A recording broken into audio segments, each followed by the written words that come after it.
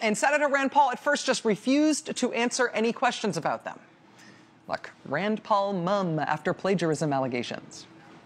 But then ultimately he did decide he was going to talk about it. And his explanation for all those instances where he had been found to be straight up ripping people off and copying big portions of other people's work and presenting it as his own, his explanation when he finally decided to talk about it was that it was very unfair for people to be pointing this out. People were only reporting this sort of thing because they hate him. I take it as an insult, and I will not lie down and say people can call me dishonest, misleading, or misrepresenting. I have never intentionally done so.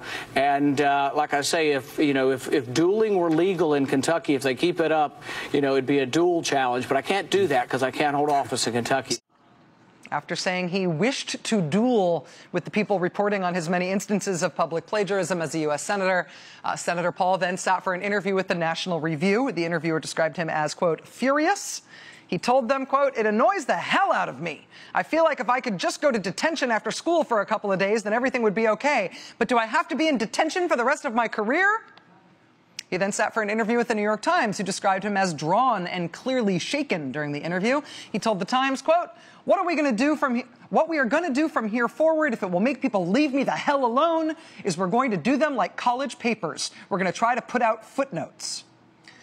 There then did follow like a couple of speeches where he sent out a sarcastic page of footnotes for things he talked about, but he doesn't do that anymore. When it came to finally explaining why he had plagiarized so many times, Senator Paul blamed it on the stress of his heavy workload as a junior senator. Quote, things are done quickly and in a hurry, and sometimes I get things sent to me while giving a speech. I'm looking down at my phone saying, read this for approval in 20 minutes. He said, quote, we write something every week for the Washington Times, and I literally am riding around in a car in between things trying to figure out if I can approve it. Quote, we need to get stuff earlier, but it's hard. We probably take on more than we should be doing. Being a junior senator probably is hard. Plus a once-a-week column. It's probably tough.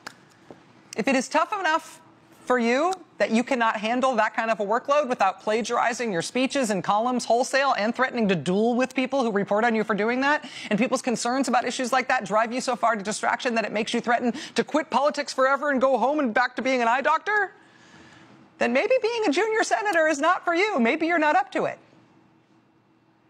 Well, today, Senator Rand Paul announced that he would like to be president.